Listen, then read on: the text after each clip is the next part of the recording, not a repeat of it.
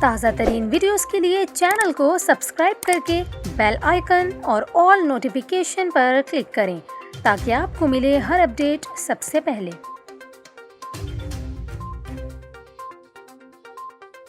اور یہاں پر آپ کو خبر دیں، جوڈیشل مجسٹریٹ شرقی کراچی کی عدالت نے مرحوم عامر لیاقت حسین کی تیسری اہلیہ ملزمہ دانیہ شاہ کی درخواست ضمانت مسترد کر دی۔ جوڈیشل مجسٹریٹ مکیش کمار نے درخواست ضمانت پر فیصلہ سنا دیا۔ گزشتہ سماعت پر عدالت نے فریقین کے دلائل سننے کے بعد فیصلہ محفوظ کیا تھا۔ واضح رہے کہ دانیہ شاہ پر عامر لیاقت کی غیر اخلاقی ویڈیو وائرل کرنے کا الزام ہے۔